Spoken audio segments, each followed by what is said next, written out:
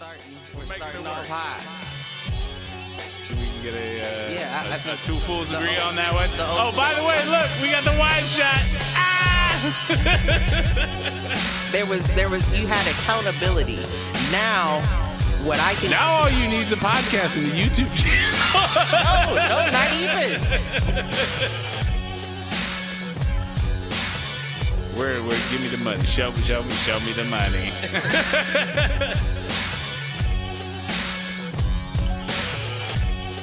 Apparently there's a foo-foo page.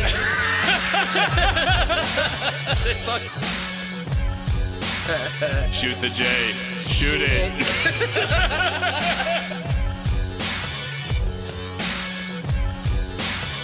Live on Facebook.com/Foolproof Entertainment Network. I need you on Twitter. I need you to repost the Facebook pages. To raise a human before I would Trust human to raise back wolves. before I would trust a pack of humans to raise a wolf. Right. I hear you.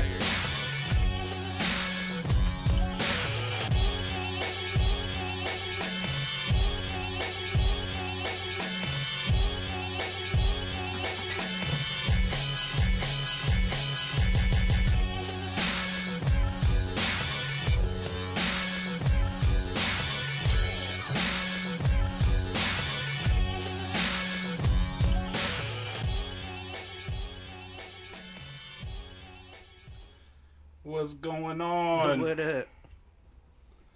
How you doing tonight, Cliff? I'm all right, sir. How are you? Doing all right. Welcome back to Do Fools Agree.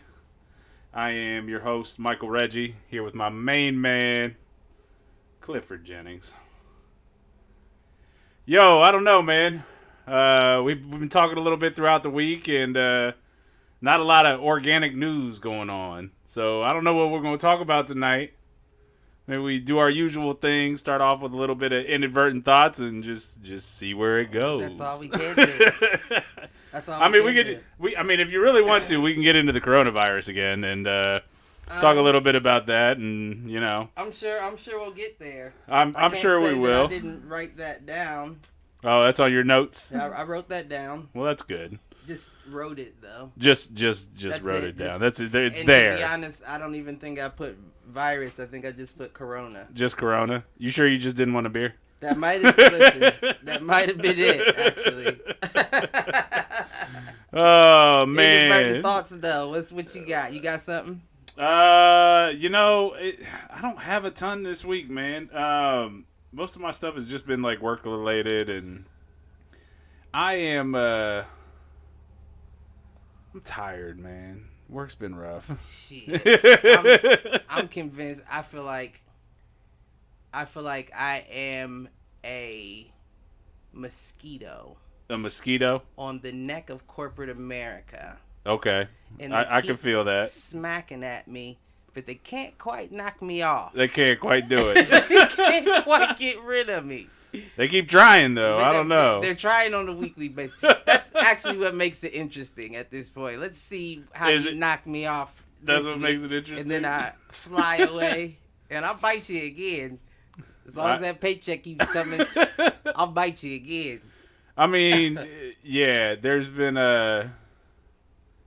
it's just a lot going on, man. And when you work for a Fortune 500, stock prices are all in the shitter right now. Ours just as much as anyone else's.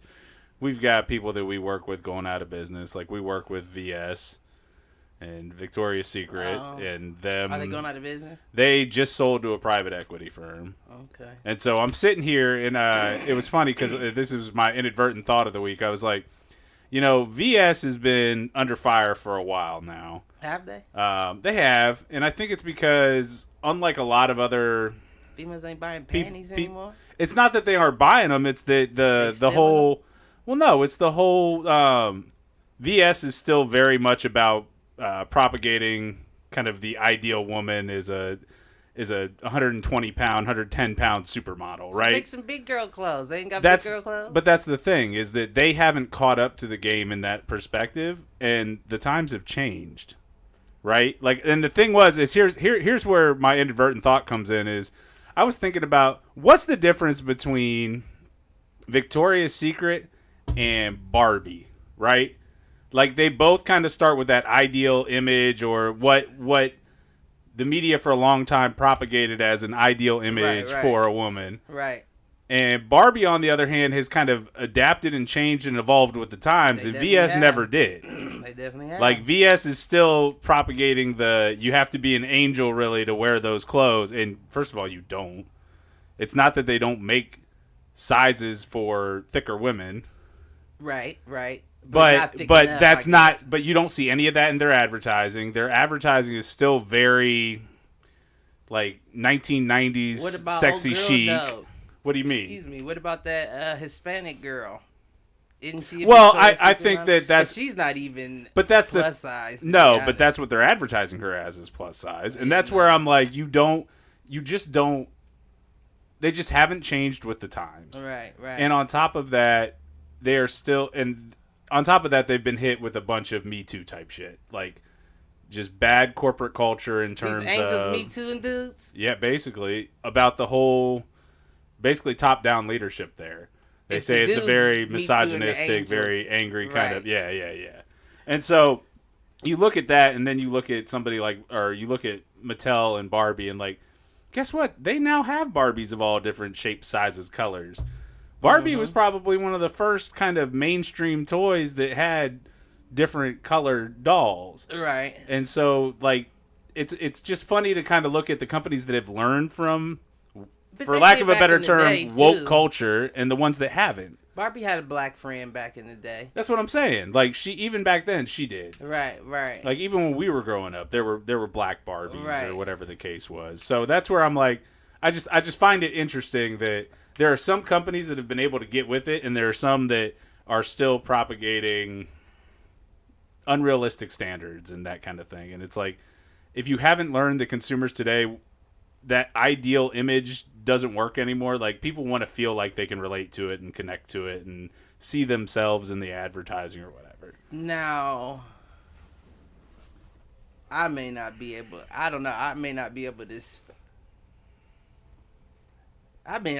speak to it, but I really don't. I don't know. I've been out the game for a while. You feel me? So, let's be honest. So you're not seeing a lot of panties? Is that what you're saying? No. Wait, that's not what you're saying, or you're not? No. Wait. You're not answering my question here. No. No. But what I was getting at was, I feel like we as a generation are way beyond Victoria's Secret, if that makes sense. You know what I mean? No, I agree with you. So it's like Victoria's Secret. But that's the whole point. That's why they're going under, is because our generation isn't shopping with them as frequently. Right. Because we are the generation with the purchasing power right now. Yeah, the boomers and Gen X are starting to retire out and be done. We're the ones with the disposable income if you look at what marketers look at. I feel like it's like almost like a rabbit hole on a porn site, if that makes sense. I get that. Like to where you start looking at one thing and you just keep going and going and going, and it escalates. It just keeps escalating. Right. I understand. Not that that's ever happened to me. But what I'm getting at is... But I understand what you're saying. I mean, I could see how that would happen. But, you know, it's funny. I didn't think you were sweating until that conversation. Listen.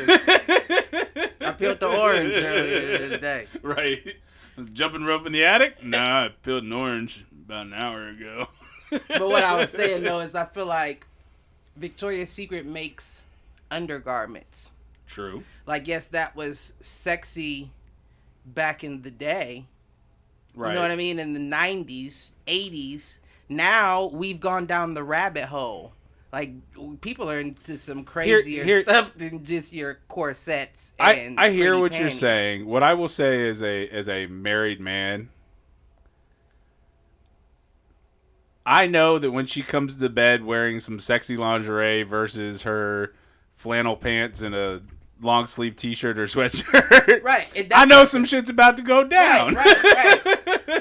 I'm just saying. So I appreciate it from that standpoint, like. But is that even that? Like, do you get that from Victoria's Secret? You know what I mean? You don't get your fake schoolgirl outfits or nurse outfits. Nobody said anything about fake schoolgirl outfits or nurse outfits. I'm talking about just lacy lingerie, which yes, you can still get at Victoria's Secret. Right, but that's what I'm getting at. That's before you hit the rabbit hole. Like that's. See, you're speaking as a as a single man, as a married man. I mean, don't get me wrong. I know what everyday panties look like, and I know what I'm trying to get panties look like. Let's be honest though. Let's be honest though. I never cared about the wrapping paper. It's true. I care about what's underneath. You know what I mean? Now, I'm not saying that a nice look doesn't do it. I'm just saying it almost seems like we've gone past that and more novelty. You know what I mean? Yeah. More to the extreme, the latexes and, you know, like the shit, like it's like kids aren't. I don't disagree. I understand what you're saying. Like, you wear that out almost nowadays. Like, those bras that they sell at Victoria's Secret, you see girls wearing under a button-up top. I mean, have you ever been to Tampa? Dude, yeah, when I went down to visit, I haven't paid attention to tits. Went to visit Shelby down in Tampa. Man, I don't remember any particular. They were wearing tits. Stuff that I didn't think you could wear outside a bedroom. But that's your point. Exactly. So it's like once you escalate to that as an everyday casual, you need Victoria's something else. Secret ain't gonna right. You need something else when you're spicing it up in the bedroom. We've gone down the rabbit hole at this point. Right. Now you're outdated, Victoria. Right. We need Victoria's. Well, you're outdated on multiple accounts, right? You're outdated in the sense that lingerie seems pretty basic these days. You're outdated in terms of how you're marketing and what your marketing message is, like in terms of, oh, you have to look like a supermodel to wear these clothes. And then on top of that, it's just, I mean, the problem is that they're a mall-based retailer, and for the most part, malls are gone. Right. Like, we still have 2 or 3 here in Columbus, but you've got 2 of them, and there used to be 10. Right. There used to be one in every shopping mall. In every corner of the city. Now you have Easton and Polaris. Right? Like, what else you have? I mean, I don't really get those. I mean, I don't get out. Easton is probably. Easton is still. It's still big. Eastland Mall. I understand. So I'm not going Eastland's to Polaris still together and all that. Or Tuttle. It's very sparse. It looks like somebody just sprinkled business throughout. Just sprinkled it. It's sprinkled. Like LeBron before a game. He was like, right, and then wherever business landed, that's where it stayed. And then it looks like headed. It looks like headed from the west up Main through Bexley. Okay. Like, so you got some abandoned houses here, and then you got some occupied ones. Yeah. Some are run down. I mean, that's Old Town, right? Like, Old Town's the same way. Where the studio's located.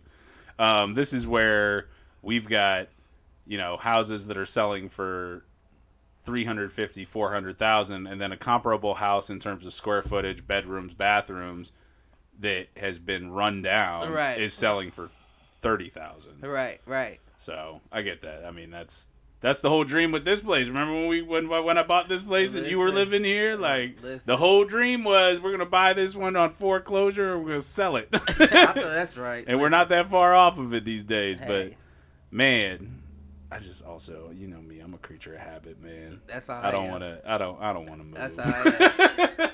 This is always but I will tell you, you know than the devil you don't. I will tell you, this house is probably worth at least 5 times what I paid for it. I'm sure. So I'm sure you be able to take a nice vacay. Until we got to move into a school district like Bexley, which is where we'll probably end up. Old Bexley. In which case, I'm gonna play 3 times what this house is worth for a comparable house. Right. So we'll see how that all goes, man. I don't want to bring it down because of that, though. What about you, man? You got any inadvertent thoughts this week you want to transition to?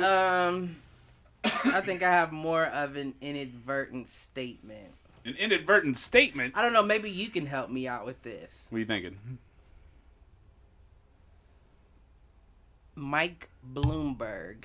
Yeah. And Jerry Jones are the same person. I mean, I think Jerry Jones is a better public speaker. Listen, I wouldn't even say could be. Fools agree on that one for sure. But I don't even know what it is. He just gives me that I'll be president, quarterback will bust his ass, and I only give him $4 million type vibe. You know what I mean? Yeah. No, I mean, this is the same dude that instituted stop and frisk, right? Like, listen.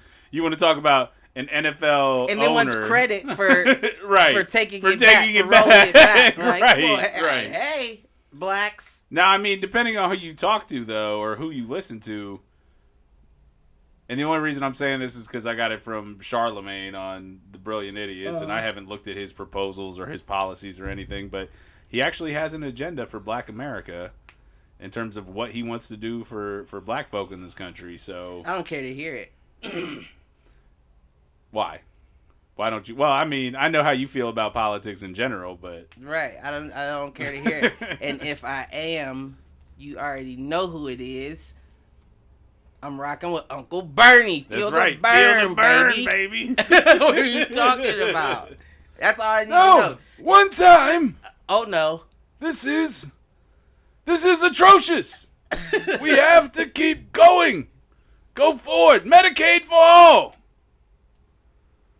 I forgot where I am. That's all. You know what he does? He looks. You know who he looks like to me? He looks like Doc Brown from Back to the Future. He does. He does.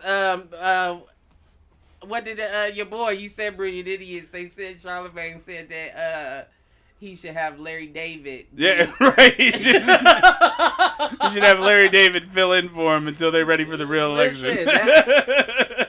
He should be doing spots with him. He's a pretty clonable guy, huh? Yeah. Generic white dude with crazy hair. He's a pretty clonable guy, America. Does that make him a Terminator?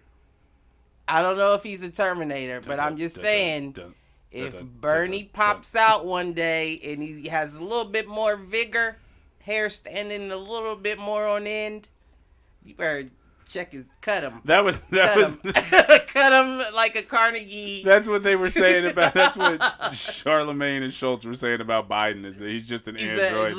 They roll out to stay. At this point, they put it right in front of our face. They have the ability to do so. Cut him. I'm just playing. I don't think you could do that. I'm just playing. But you could splash him with water or something. I don't know. We need to figure this out. I don't know what you're trying to do there. I don't trust these, you know how back in the day. These white robots, I understand. And short circuit when you throw some water on it. See what happens. I got you. You know? But that's my only inadvertent thought. I don't know why else. Why else would I think that? I don't know. I got nothing.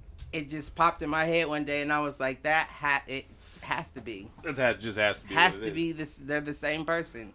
Yeah. They're either the same person or they have the same bloodline. Estranged twins, separated at birth. Both had that money making mentality. One ran the Cowboys, other ran for president. Or mayor of New York, or whatever the case is. Bloomberg Jones, 2020.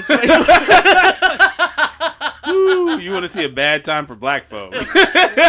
Listen. And they'll get in as Democrats. Them two motherfuckers that beat us to a knee and then tell us we can't take one.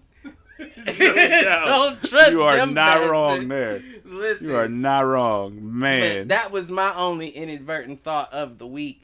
Now, what I will say though, Michael, is last week you pitched me a few curveballs.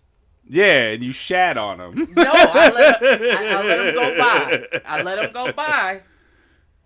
So, but for the people that didn't hear or didn't tune in because of the stream issue, right? Yeah. Which, by the way, no stream issue tonight. We're hardwired, which is a good thing. And you know how many people we have in the live view? Don't know. 0. It's okay though. It'll be all right. It'll be all right. But first curveball you threw me. What'd I throw you? You asked me how I felt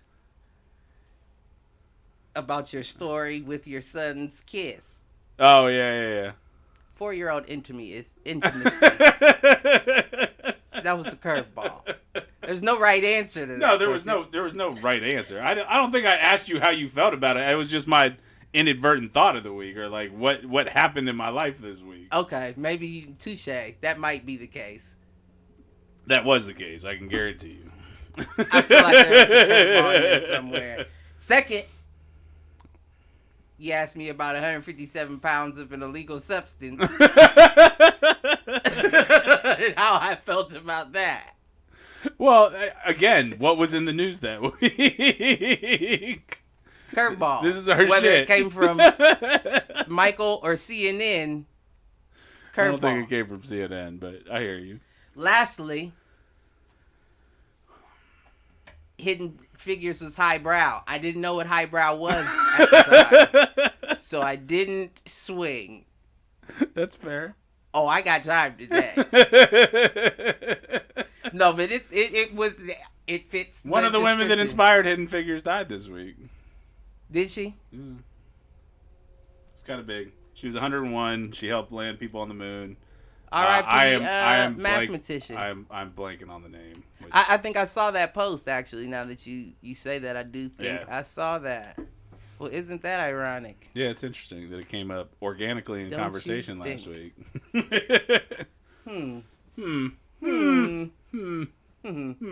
Okay. Lastly, you had me trying to review movies that you haven't seen yet. Like I'm Siskel and Ebert. I don't know that I was asking you to review them. I was asking you if there was anything that intrigued you that was coming up. I wasn't asking you to review them. I was asking you, hey, is that of any interest to you? I think that those are two different things. You're right. But I hear your point. I heard your point on it. I don't know that it was a curveball, considering I sent you a link of all the movies that were in consideration. Yeah, you just wanted to not partake in the conversation, and that's okay. That's okay. I shut down the conversation. We shut down the podcast 20 minutes early because this fucker didn't want to play ball, and on top of that, he didn't want to take the conversation anywhere else. So you know what? Fuck you.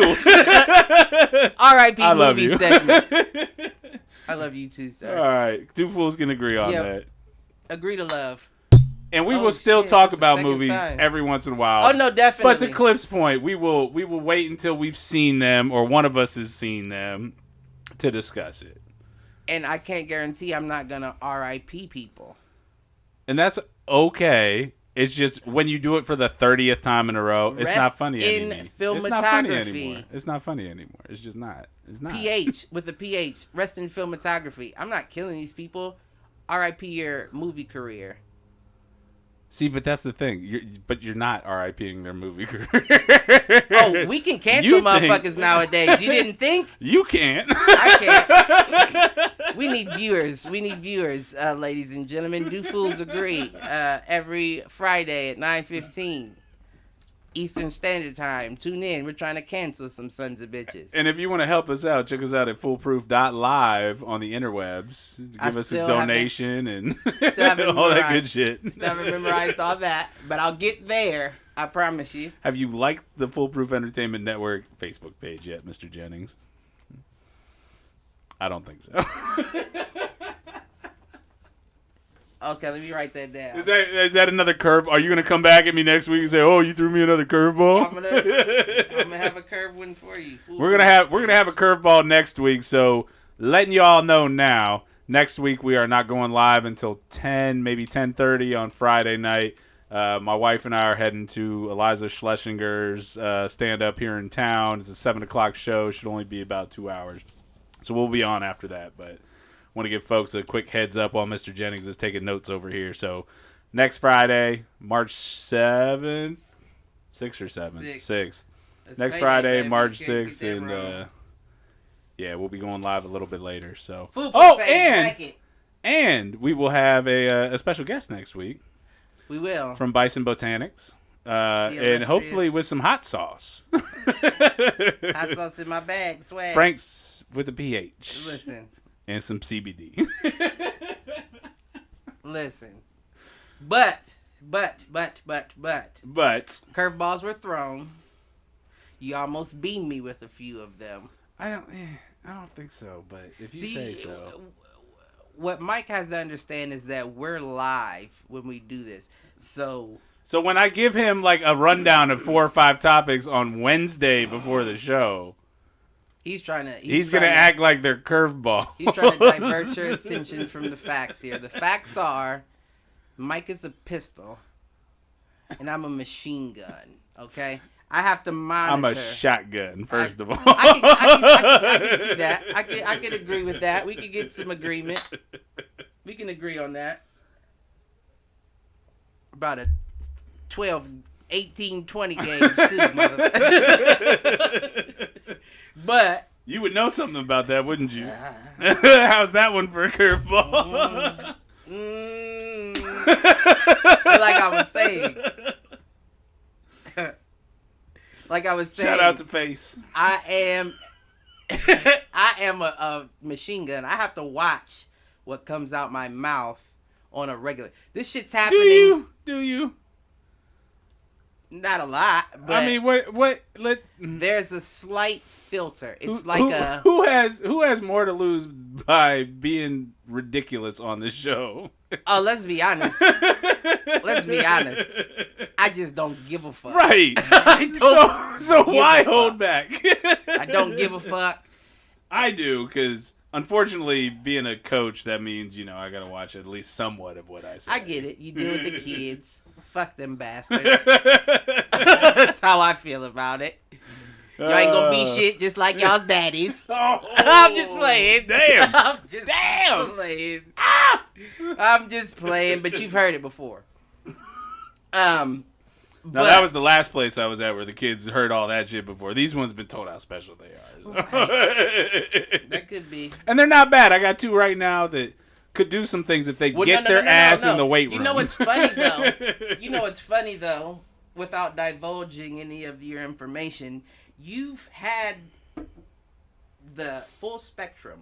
I have. You've had the elite of the privileged. Yes. The lowest of the low of the privileged. And then you've had right in the middle there. Which is kind of where I'm at now. Porridge is warm. But they've also done better than the elite. Your porridge is warm, Goldilocks. I understand. Right? I'm not disagreeing. Listen. I'm very fortunate to be where I'm at. That's where I don't want to fuck it up. So let's fuck it up. I'm just playing. Don't do that to me. Don't do that to me. But with that being said, what you got? Before I get started, though. Before you get started with what?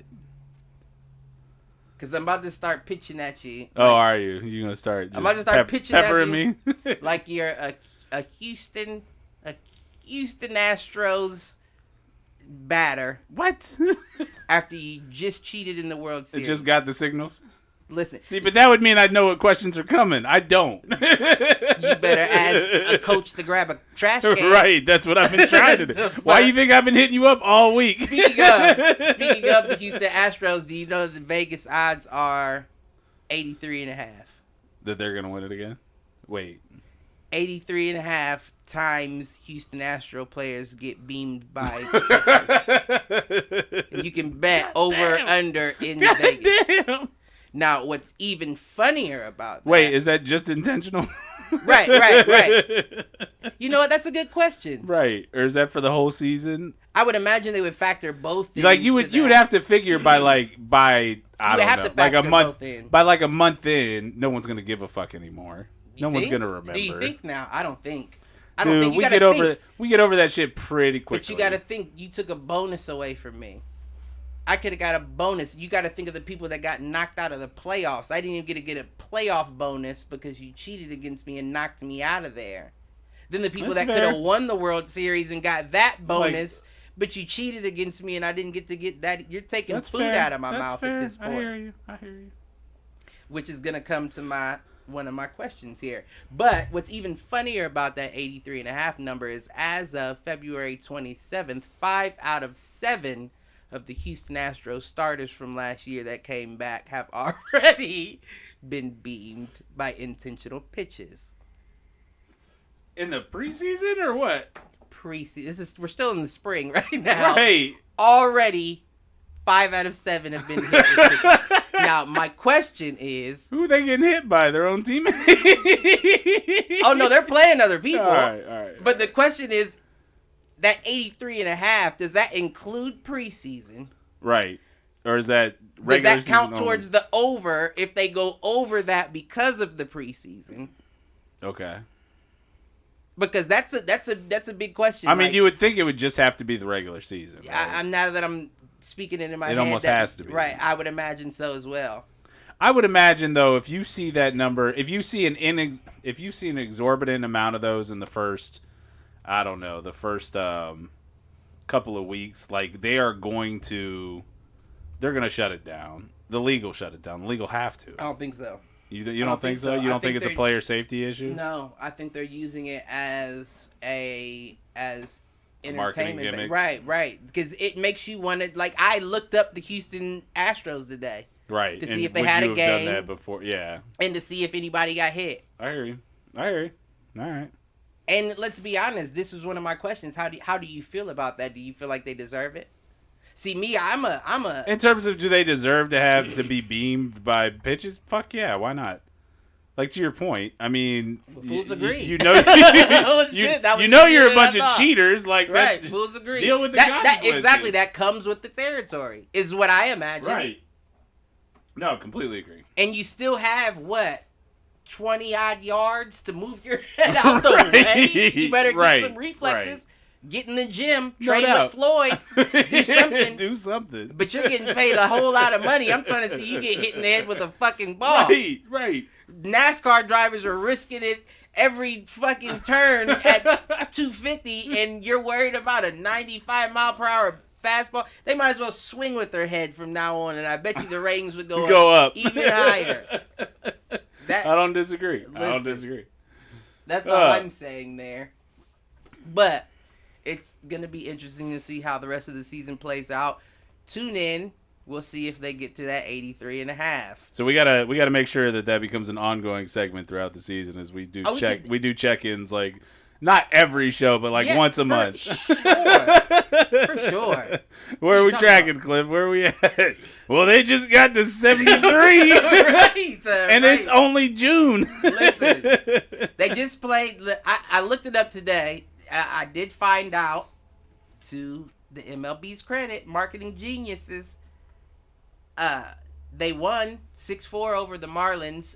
Didn't release these statistics on batters. On the hit by pitch? Got hit. I would like to see the statistic of how many times a batter had to move. In terms of how many times they had to avoid an intentional. Exactly. I don't know. 5 out of 7 is just the times they hit them. Baseball would be the sport that would track that kind of shit, right? Like, what else do you have to track? I mean, yeah, that's where Moneyball started in terms of the data and analytics side of things, looking at things that aren't just pure stats and the weird, like, if you, on Tuesdays in October, did you know that this person has 1,000 batting average? Like, who the fuck? Right.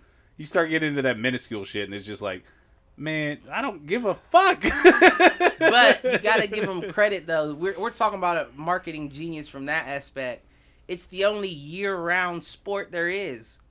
True. Like, stop bullshitting. Baseball is year the fuck round. We don't want to see it all the fucking time. No. It's on all the time. It's off what? It just ended. It's already November, back on. December, January, and it's already back on in February. Yeah. You're not wrong. The pitcher's adrenaline hadn't had a chance to dump out from the fact that they got cheated. So, of course, they're going to be pitching it batters. Yeah. It's been a month. It hasn't been 4 weeks. I mean, it's been 3 months, but I hear what you're saying. It doesn't see.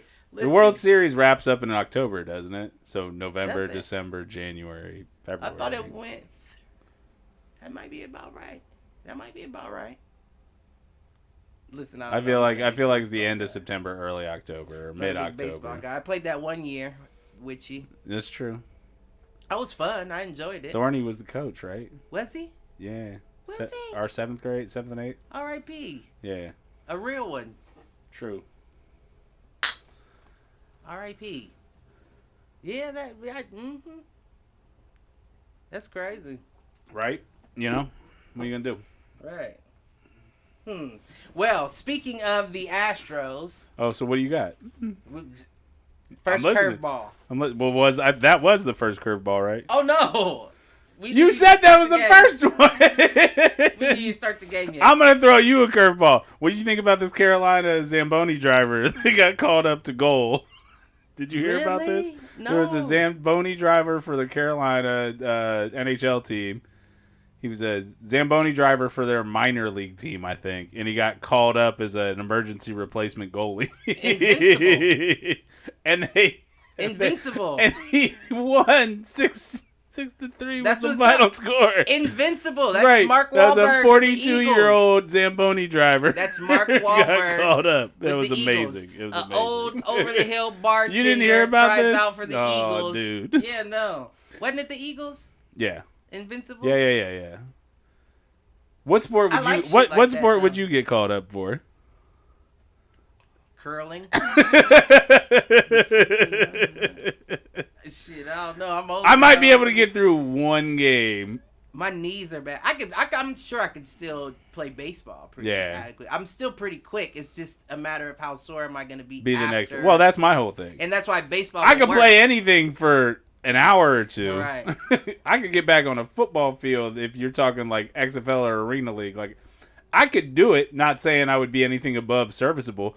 I would fucking hate my life the next day. I wanted to jump back into the tough man one time, but my leg, I don't think I can do it anymore. Yeah, I hear you. Like, I can't. Now I can't. I can't. I told you I went to the doctor. They said I shouldn't even be running anymore. Shouldn't be doing anything. They said swim if you want to. If you want to do something or ride athletic. a bike. So I think I might buy a bike, but they're expensive. Yeah. And my leg doesn't go all the way around, so I gotta find a bike that can, fit my. So I gotta be like had special needs bike type shit, right. which is probably gonna be double. You're gonna have to get one of those elliptical bikes that's like this. Exactly. And I thought about that. That's not. I tell you what, man. I saw that the first time I saw that was a documentary about the Big Show. Mm-hmm. Seeing one of those elliptical bikes, I was like, all right, man, I could get behind that. Listen, I might have, but I feel like you can't maneuver. You know what I mean? It's much. I would imagine it has to be like a little more difficult. on two wheels. If a car's coming, I can still maneuver. But still, that's still a 2-wheel bike. It's just the pedals it's three, are. I thought. Nah, I think the pedals are just an elliptical style. I think it's really? still a 2-wheel. Well, maybe you might be right. Yeah, I thought. I don't know. I might have to look that up. Back, one in the front type. You might be right, like a tricycle almost. I don't know. I thought. I don't know. Could be wrong, but anybody out in the chat, let us know. Right? Who sells bikes? Special needs bikes. Right. And if nobody sells special needs bikes, maybe that's a business we should get into afterward. After we get over the podcast. All right, first curveball. Now. Wait. Before you throw me a curveball. You've been stalling. Zamboni driver, and now wait. What's going on? Hey, so I have one more inadvertent thought. Okay. Okay, what is it, sir? So, I don't know if you've got Hulu, but if you've got Hulu and I don't pay the $15 to get Hulu without ads. I pay the cheap version to get the Hulu with ads. Mm-hmm. I might have to do and that. AdamandEve.com has been promoting like a special promo code for like the last 3 months. I don't know. I'm assuming you know what AdamandEve.com is.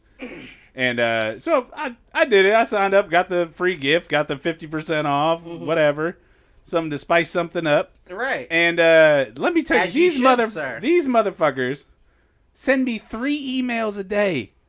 So Who the fuck needs 3 emails a day? We got new dildos, we got new jock straps, we got new condoms, we got new lube, we got new Right. What the fuck? What sex addict does 3 emails a day work on? Listen, I'm sure they're getting motherfuckers. Oh my goodness gracious! Now it at that high of a frequency. In fairness to them, what they do well is, 1, they always send it with like a free gift, and then 2, the discounts are actually decent. Like we're talking like 30% plus. They make you want to be a deviant, right? So that was my other inadvertent thought. or was it an inadvertent advertisement? I was just like, what fucking person needs 3 emails a day from a fucking sex toy shop? Like, god damn. So I'm gonna give you the option. Oh, options. Okay, so you have the So option. it's time for a break. Right. We're coming up on 10 o'clock here, Cliff. We still got. You know what? We can stall. I'll stall. I'll do you a favor of stalling one more time. What stall you got? Give us a chance for some people to get in that chat. I want to talk about this fight. Oh, you want to talk about Deontay and Tyson Fury. Tyson? First and foremost, I do want to congratulate Tyson Fury. However, I can't help but have a problem with the way he won. Now he won, and I knew going into the fight, I believe I stated he's definitely the better boxer by far. Deontay had the power. I thought he was going to connect, and, like he always does. But what I will say is that first blow very clearly landed behind the head. I don't know if you watched the fight. I went back and watched the highlights. Are you talking about like when they stopped it? No, when he went down in the third round, the first time he fell down, he caught him with a 1-2, and the second punch was on the back of his head. I hear you. Yep. When he got up from that punch, he had blood running out of his ears. It wasn't immediately. Yeah. But from then on in that fight, he had blood running out of his ears. And he never had his legs under him. He didn't have equilibrium. It was like, what was going on there? And I watched the finish of the fight before I saw all that. And the finish of the fight, I was like, yeah, he wasn't defending himself. He just didn't look like himself. Right. Now, what I will say is... Here's my issue, though. So, going back and watching the highlights, from the jump, though, Wilder looks scared. Oh, yeah. He was Tyson, nervous. He was nervous. He was scared. You can see that. At that opening bell. He was nervous. Yeah. That was a guarantee he was nervous. And listen, and it was funny, we had the podcast when we had it too, because when I found out that he put on 20 pounds with Tyson Fury, I said, oh my fucking gosh, you just lost it for yourself. Why would he do that? Like, why would you do that? Oh, you mean Wilder put on 22? We found out Fury put on 20 right. pounds. We talked about that on the show. Found out Wilder put on 20 pounds. Well, not quite 20, but close to 20 with him. And I was thinking, why would you do that? Right. Your whole advantage was being light on your feet. And being quicker. And having power. Right. That's an odd combination. You're not usually quicker and have power. Yeah. Why would you give that up? By putting 20 pounds on. But I say that to say this. That first shot, I've had that happen to me where I've been hit so hard I had blood coming out of my ears. Wasn't from a fight, boxing, or anything like that. It was from an incident that took place. Doesn't really matter. But I say that to say I was up. You know what I mean? Like, I woke up. I was talking and speaking and conversing with everyone, but I never really came to until the next day. Gotcha. I never really woke up and was like, oh, I remember everything from this point on until the next day. Gotcha. Getting hit like that in the back of your head would do anybody in. Yeah. Like, I'm confident that there's not That's why you always see it in the movies. Right. There's not a man in this world that could withstand a punch. I could hit anybody, and I guarantee you're going down. Yeah. You could be an 8-foot man, and if I hit you in the back of the head, you can knock, just a knock on the back of your head and tell. It's a pretty rough place to get hit. That's why you always see it in the movies, right? Now, the issue that I have with the fight is, well, really with this corner, why didn't the corner, the doctor, or the ref stop the fight and look in his ear to see where that blood was coming from? Yeah. That's only the sign of one of two things. Either a hemorrhage on the brain. Yeah. Or a busted eardrum. Right. Now, he was coherent. He heard what the ref was saying, so he knew it wasn't a busted eardrum. Did he looked... I don't know, man. There were times during that fight where he didn't look like he was there, and they were letting him keep going. We could attest that to the hit itself. True. The only reason why I say he knew what the ref said is because it was a specific spot in the match where I can't remember what Fury did. It was right before they took a point from him, and him and the ref had a conversation. They were talking back and forth, and he was whining about something, saying like, "Why aren't you like calling, or why aren't you stopping something?" And they were talking back and forth, and I was thinking, okay, so he can hear. Right. It's not an eardrum issue. Right. Then people were saying he had a cut in his ear. How? Yeah, that doesn't track. Now, I've seen people get laced, and you might have a cut on the cartilage, but out of your ear canal, no. There should have been a doctor or a ref come over and look in his ear to see if there was a cut there. We can't continue this fight. Yeah. It's too dangerous for him to continue this fight. Now, the issue is, per boxing rules, if the fight ends before 4 rounds by an illegal blow, it's a no contest, which results in another draw. Gotcha. And they didn't want that to happen. Now, it wasn't even that. If his corner was smart enough, as soon as that punch landed, they'd say, stay down. Don't get up. Stay down. Yeah. It's not worth risking it after you get hit like that, because even if you can monster through it and still perform, you're not going to be at 100%.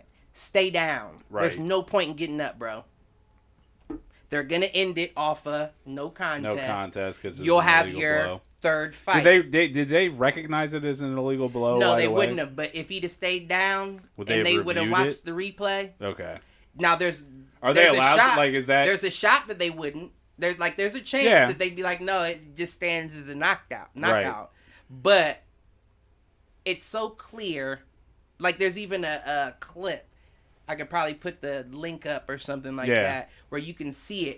It's cell phone footage from someone ringside where it shows the hit from different angles, and you can literally see his glove from the other side of his head. Oh yeah, no, I've seen the different angles and stuff. And it's like, how can you see his glove from the other side of his head if it didn't land directly on the back of his head? That's a rabbit punch. It's an illegal blow. Yeah. So even if they did rule it as a victory at the time, there's a chance that the people could review it and say that's an illegal blow. It could be overturned. Right. Yeah.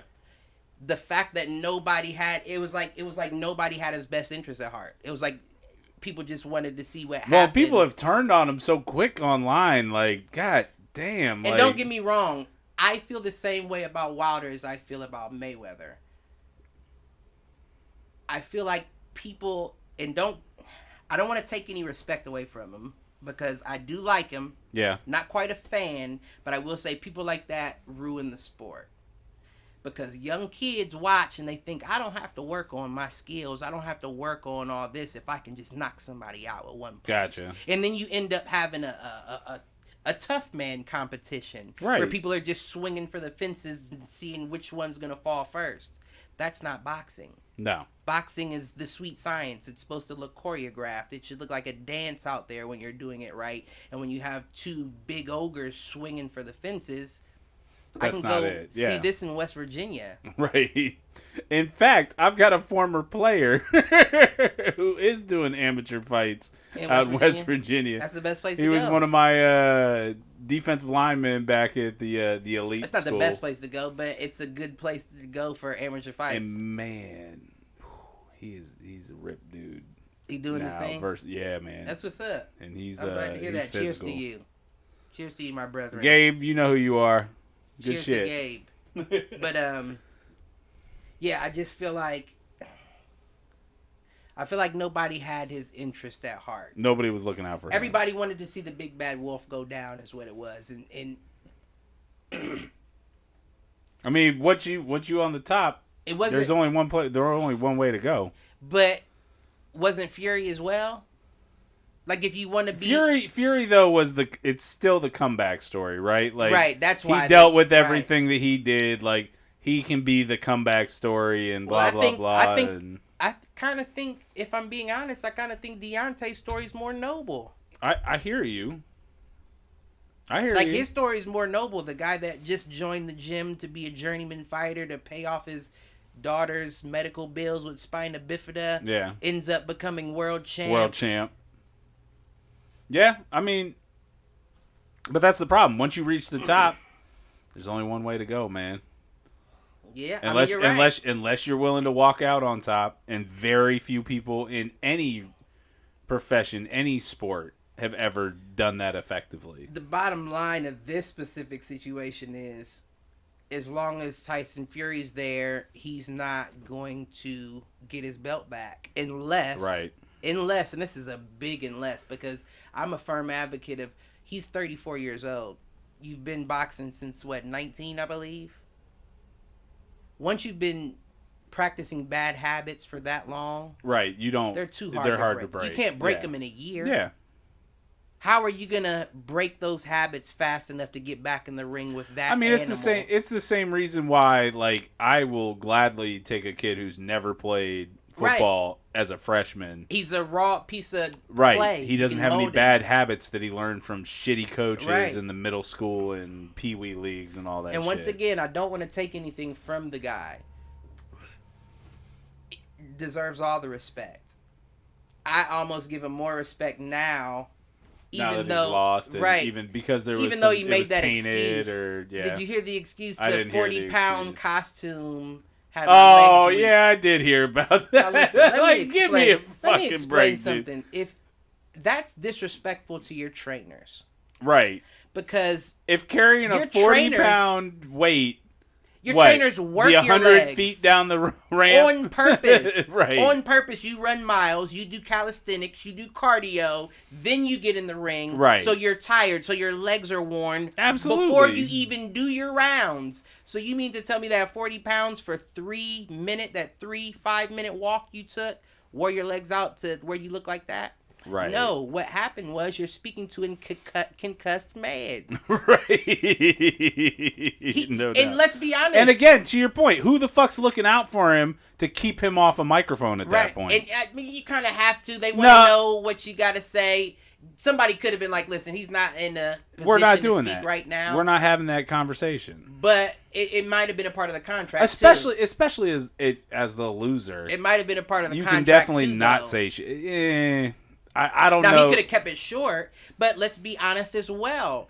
You're in a fight sport. This isn't football. This isn't basketball. You can't blame it on the team. This is all on me. Right. So it hurts End of when the day, you lose. That's and all on top of it, if I was to come out and say, he got me, like he just got me. Right. He was the better man tonight. And it's called, and that's the best, that's the regal way to say it. Right. He was the better man tonight. But then when people hear that and they're like, oh, yeah, you're just, okay. So you just don't think you got nothing for him. Usually when you feel like I still got something for him, you make the excuse like, well, you know what, I had this, yeah. Because you won another shot. Right. You don't want people to leave you and be like, oh, well, he's well, over. I think to your point, I think the way he looked in that fight, he had to make excuses. I mean, you did. You did. Because I tell you what, and I'll go back to what I said at the beginning. He looked scared. Yeah, it was. You saw that first bell ring, and he legitimately looked terrified. It was. And I don't think I've ever seen that in a fight where I saw somebody look scared, especially a pay-per-view fight, look scared at the opening bell. Right. Like, I've seen people kind of shift that way, like, oh, I'm in trouble. And my dude said it, too. My dude said it, like, even in the locker room when they was, like, watching the fights, the prelims, he was pacing back and forth. Fury was just chilling, laying on his brother, like, it wasn't a big deal. Like, you could tell from his demeanor that he had something on his mind. Yeah. But nonetheless, I mean, in a situation like that, it could be any number of things that was the issue. But the fact of the matter is, well, I mean, I don't know any regular man that could take a blow like that to the back of the head, and that's the point. 50%. That's the point, though, is that to your earlier point, if anybody had his back before or during and after that fight, to your point, they either shut down the fight and push for it to be a no contest due to an illegal blow. Even if it was, they still should have been like, it's over. Like, right. You got blood coming out your ears, bro. It's done. Right. We can't. And then after the fight, you don't let them, you speak for him and you say that was due to an illegal blow and he wasn't right from that point on in the fight. Right. Give him a little bit. He'll come speak when he's ready. Right. But yeah, no, to have him speak directly after. I mean, that's what a fighter does, though. You're expected to.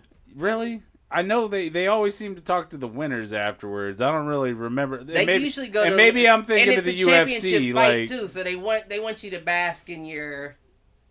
You know? Right. I lost. They want to see you... They want to see you sweat. They want to see you in a situation where it's like, well, how's he going to react now that he lost? I don't think anybody's arguing with that. Asking him these dumb questions. Like, that shit hurts. Like, that shit hurts. When you, especially, like, it was just me in that ring. I lost. Right. That shit hurts. Right. No doubt. Hurts. No doubt. I'm sure. I couldn't imagine, like, being on your high horse for that long. Right. And getting knocked off like that. And just... That's Dude, rough. It happened to me one time in wrestling. So, my first wrestling match, junior year of high school, I took down a state qualifier.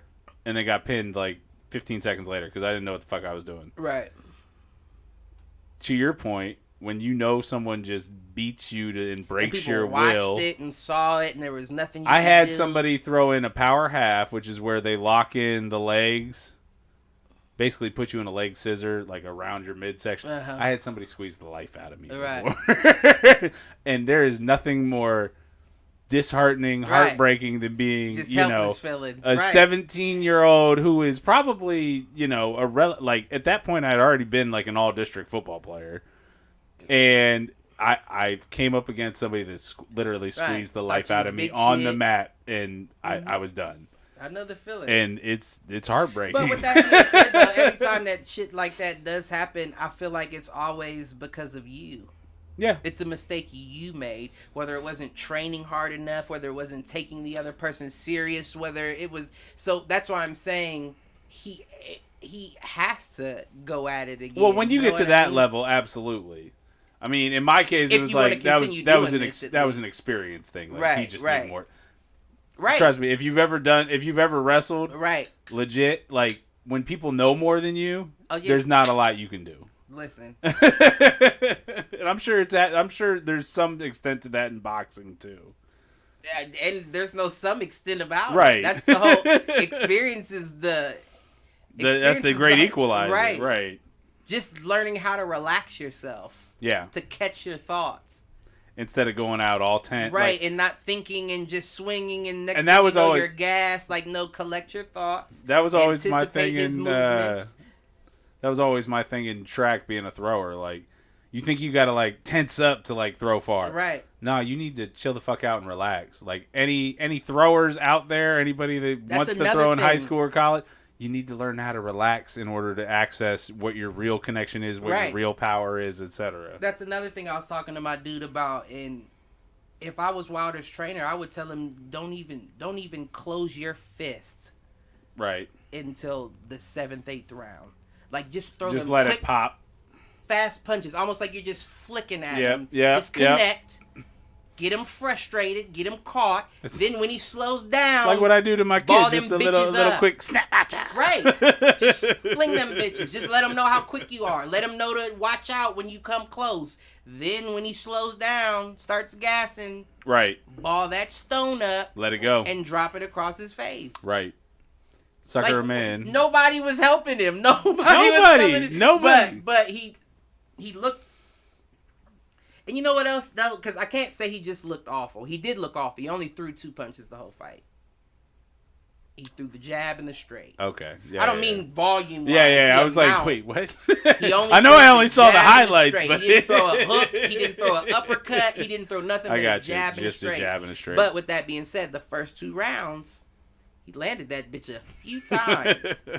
You know when he stopped landing it? After he took it across the back of the head. Now, you mean to tell me for the rest of those 4 rounds you can't land one punch? You know why you wouldn't be able to land one punch is your equilibrium. Right. Right, because you're not seeing straight. There's 3 ways you can mess up a man's equilibrium, and that's back of the head, the ear, and the nose. Yeah. And the nose, just because it reverberates back to the ear. Because they're all connected. Exactly. Right. All that. Man. It was bad for him. It was all bad. But Fury was the better man. Fury was the better man that night. You got to give it to him on that behalf. And the punch that landed on the back of the head did not look intentional. No, not at all. It didn't look intentional at all. It was a clean punch, but it was. Let me backtrack. It was not a clean punch, but it was not intentionally thrown. Right.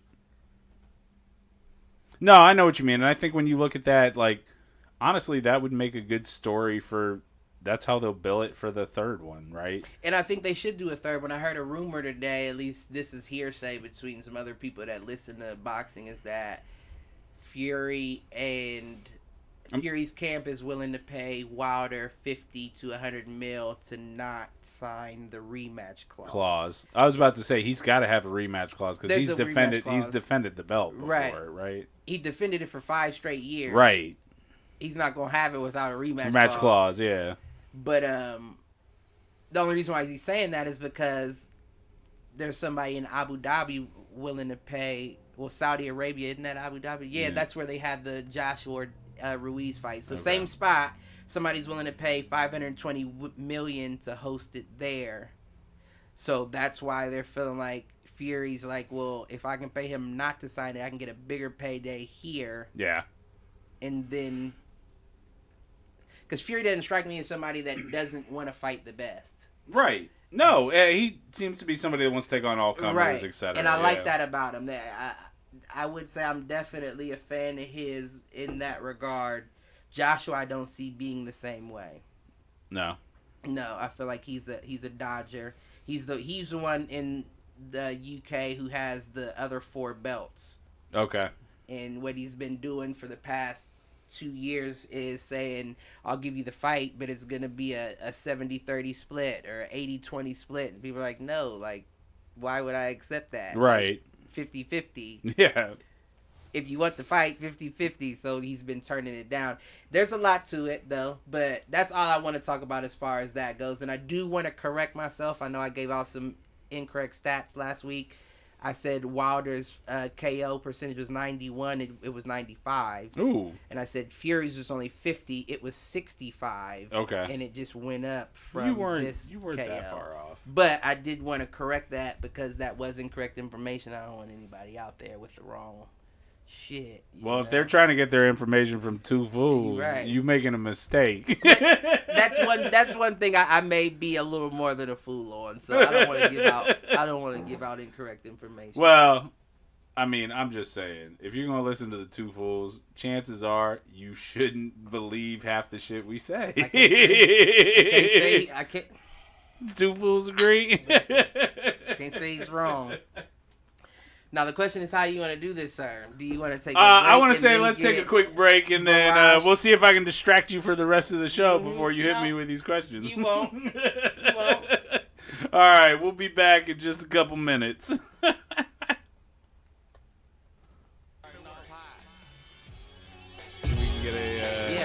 Two Fools agree on that one? Oh, by the way, look, we got the wide shot. You had accountability. Now, what I can... Now all you need is a podcast and a YouTube channel. No, not even. Where, give me the money. Show me the money.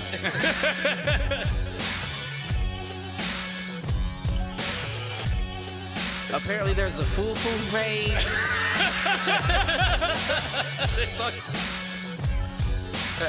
Shoot the J. Shoot it.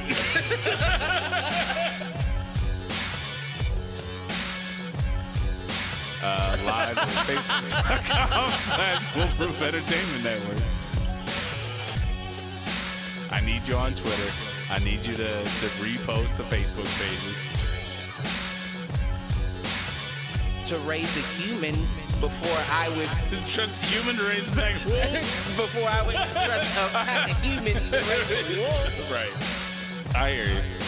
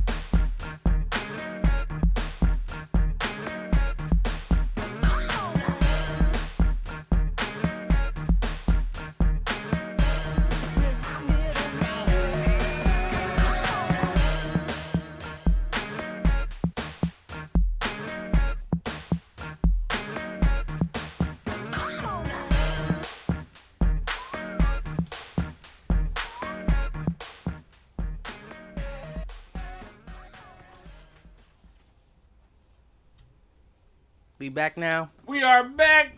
We are back. I don't know if the live stream's actually working. I'm over it right now. I think we have first hour was really good though. I do. I mean, worst comes to worst, people catch it tomorrow, and that's when we get most of our views anyway. So he said he had it wired hard. I don't know why. There's a hardwired connection, and it should be working. There shouldn't be any fucking issue, and this shit is pissing me off. And Cliff knows that all he has to do to set me off on this shit is to talk about the technology side of things, because all it does is piss me off. I got nothing. I'm not happy about it, but I'm not gonna let it bother me like it bothered me last week. Right.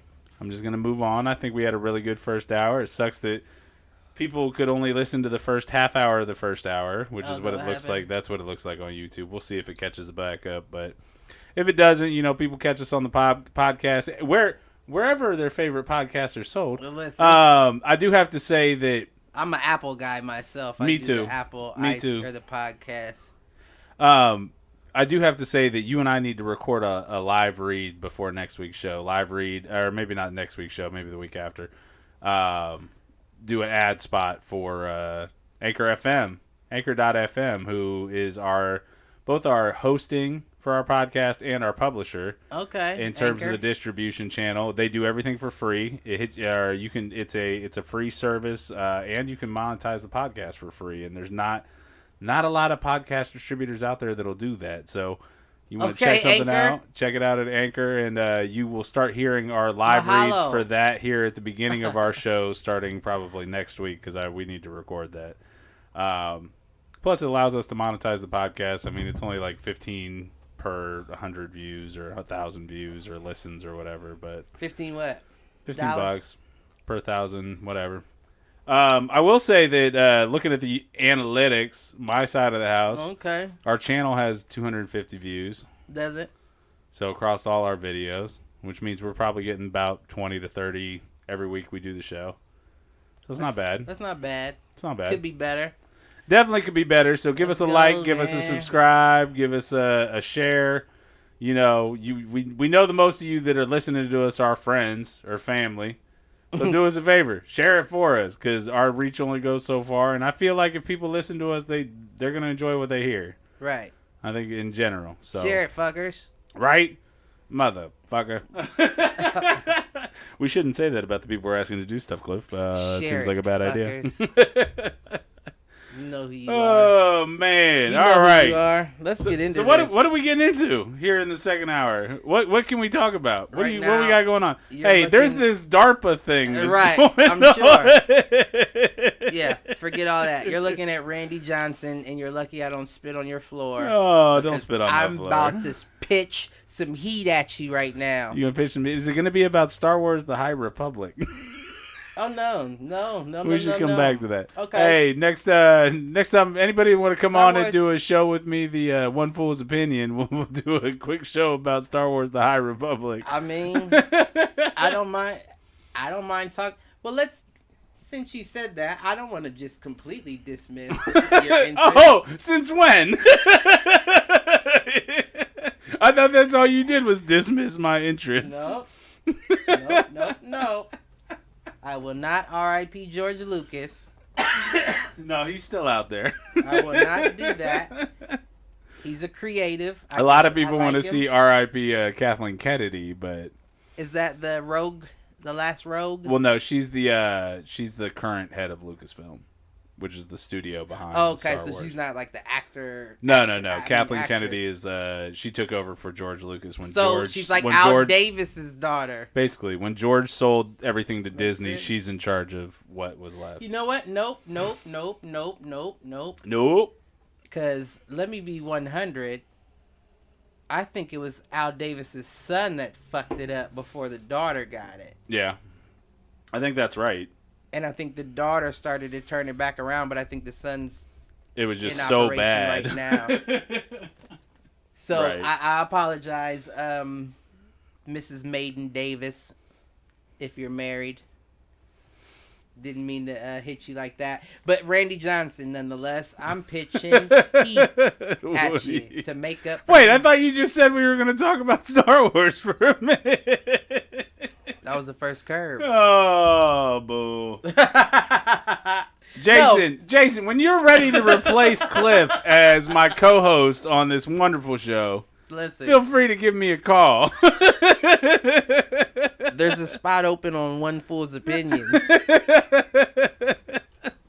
So, let's get into it. I got them split up into 3. What do you mean you got what split up? Like you keep talking like our audience knows what the fuck you talking about. I told you I'm pitching curves. You're just pitching curveballs. Okay, let's give an idea. So the first curve, this is gonna be curveballs for people who do not know. These are gonna be questions that make Michael feel uncomfortable. Okay, so this is you are interviewing your co-host here. Is that what you're saying? I guess you could call it that. Is that what you're doing? I guess you could call it that. Now, you have a choice. You don't have to answer these questions. Fifth. Listen, and I get that. Fifth. 1, 2, 3, 4. Fifth. Listen, that's all I'm saying. But I'm going to ask them nonetheless. So, what you got for me, Mr. Jennings? First question, and we're going to start off a little slow. I'm going to bring it down low. How low can you go? So, first question. Can you go down to the flow? Listen, all right, Stall McGee. I rocked with you long enough. What you got? First question, I'm very interested to know. What is the furthest you've ever traveled for sex? Furthest I've ever traveled for sex. Furthest you ever traveled. I want to know it. I mean, my wife was living in D.C. when we first got together. Now, hold up, though. You said when you first got together, did you know you were going to get it before you left to fly there? Or was it So pause. She and I not hooked up in the sense of sex.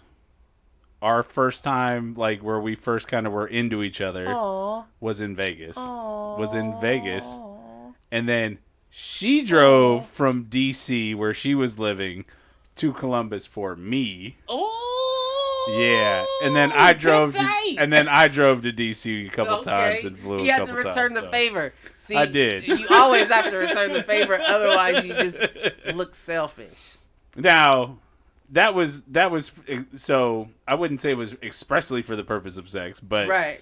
It was to see my girlfriend at the time. And DC's probably the farthest I've done that for. Okay. Was that a drive or a fly? I've done it. I did it both ways. I mean, we were together for a year and a half before she moved here. Okay. So I probably drove 2 or 3 times. Most of the time, I look for a flight. I don't know if that's more of a stunt on your bank account than it is a. I mean, I would wait until I could get the want to get away fare. Shar, you must mean a lot. Let me tell you something, because DC, I don't. She does. I love you. You hear what I'm saying? I don't care if. DC's also a fun town. You also have to realize that at the time, 2 of my best friends lived there. Right. Outside of you, my sir. Like, Jake was down there, and my buddy Carl was down there. Do I look like I have? Let me stop. You want me to answer that question? No. Mr. Equality? Let me stop. Right. Let me practice what I preach. Let me not. But it doesn't hurt my feelings. Okay. You know? I know it didn't. That's fine. I know it didn't. But, okay. So that was an easy enough one. I told you I was going to start off slow. All right. Nice little softball layup. Right. And it's helpful that I could say that truthfully and it was my wife. Rather than something else that might get me in trouble. So I appreciate that, sir. And I'm not going to put you on blast, but... Shut up. And moving on. No. Okay. So now we're going to go a different route. Since you did that one successfully, okay, we're going to go a different route. Let's slow it down. And this may be on the same realm a bit. Have you ever taken someone out on a date? Yeah. Like a conventional date, you know what I mean? Yeah. Not like a movie. So before I met Shar, the second question is where. So before I met Shar, it was I did the online date. I mean, and you met her. I did the online date thing, and that was we went out to dinner. Okay. Like we went out to dinner, and before that, I mean, honestly, like my style in college even was to open with a date, like go see a movie, go grab dinner. Like it wasn't. You're a gentleman. Son. I mean, I've always been a gentleman. Now, I don't want to say always been a gentleman, but I always tried to be. Doesn't mean I was always successful. That's fair. That's fair. I mean, I wasn't the guy that was going to go out and I can count on one hand the number of times I went to a bar and went home with someone that I didn't know. Like most of my game was slow play. Like, oh, let me get to like you know me, we know each other, and then we either go out on a date That's or how I am now. We do the. I did Netflix and chill before it was Netflix and chill. Right. You innovated. I had. I'm the innovator of this shit. I brought 100 DVDs with me to college. We used to be able to go watch a movie, and yeah. Listen, my first girlfriend in college, that's what it was. She was hanging out in the all boys dorm. She was talking with some dudes. I said, "Hey, you want to go watch a movie?" She's like, well, what you got? And I'm like, well, I got like 100 sitting in my dorm room. As every Terminator, ladies. You damn right. RoboCop. Every Star Wars, Wally. every Star Trek. Wally. They're all you back on the Android. They're all family members. Is all I'm saying, ladies and genitals. You're not wrong. Ladies and genitals. Okay. See, now I feel better about this. You had me all nervous the way you were framing shit up. All right, we haven't got there yet. Listen, you already know I'm a manipulator. Now you got me confident and cocky about this shit. Let's go, motherfucker. What you got? What you got? I'm glad. I'm glad we're there. You're going to set me up. Mm-hmm. I'm glad we're there. That was the whole meaning of the separate levels of questions. Mm-hmm. So, follow up to the first. So, when you're out on said date to dinner, what are questions you ask to get to know or things you talk about with the young lady or lad, depending on how you're feeling? Well, I can tell you it's never been a young lad. I'm glad to hear that. I mean, if that's your thing, it's all good. Yeah, but not my thing. Right. My thing always was just like, all right, tell me about yourself. Like, what do you do? What do you like to do outside of your job? Is it that direct? Yeah, no. Tell me about yourself. Yeah, tell me about yourself. Oh, like, so you're interviewing hosts. Oh, I'm definitely an interviewer. Young ladies, I'm sorry. I'm definitely an interviewer. I'm sorry. Damn it, equality. And then I wore the wrong shirt today, I promise. And then for me, it's more about like, I mean, this is where I think you and I would differ. Like, I think understanding what somebody's like favorite movie is or what's a movie they could watch over and over tells me about them. No, why would you? And I mean, you don't want to talk about fucking movies, but movies are a big thing to me. I get it. Like, I feel like that's something that it tells you about the person. And don't get me wrong. Same thing with music. Let me listen. Same thing with music. I'm glad that you brought this up because before I can. Because you don't like. What? Let me just start by saying it's not that I don't like movies. I'm a movie buff. If you would like to test me, ask me a question. That doesn't pertain to a galaxy far, far away. Wait, see? No, I mean, well, that would be my question is, all right, you want to talk about, I'll ask you, I'll treat you like a first date, Mr. Jennings. Oh. What's your favorite movie? Well, you gotta feed me first. You gotta feed me first. You got that CBD pen. You're good. That was Listen, God, my man. Damn, he's on the road today, isn't he? And y'all can't even see this live. Goodness gracious! Don't forget to tip your waitresses. You know my favorite movie is. I would think, if you had to guess, what would it be? No, I don't know. 300. See, that would not have been my guess. 300 is my all-time. That used to get me so amped. I used to watch it while I worked out. See, I understand that from a standpoint of... I get that. I think 300 would be a movie that I'd want to watch, like, pre-game for, like, heading to a football game. Okay. Like, and We get amped for two different things. But, right. Yeah, right. yeah. But that would be my thing. Like, I think that's where I'm like, if I know what somebody's, let's say, top 5 movies are, I know what their movie is for different situations and different moods. Like, for me, that get amped was Braveheart or something to that effect. Okay. And then, obviously, I'm a big fan of all the major franchises in terms of, like, Back to the Future, Star Trek, Star Wars. Like, those are... Right. And for me, like, we talk about it, but Star Trek and Star Wars hold a special place in my heart because that's what I grew up watching with my dad. Right. And that's what I remember watching with my dad before he passed. Like, you know what? And that's where all that stuff... That's where the emotional connection to all that stuff comes from for me. And, like, that's why I, like, share with my son, like, hey, I used to watch this with my dad. Right. Like, that kind of stuff, so. You know what, if I could relate, would be? And I don't mean to say that. It's all good. I don't mean to say that like me and my dad watch fights. Yeah, absolutely. But the emotional ties, emotional connection would be my grandmother, Meemaw, who you know. Yeah.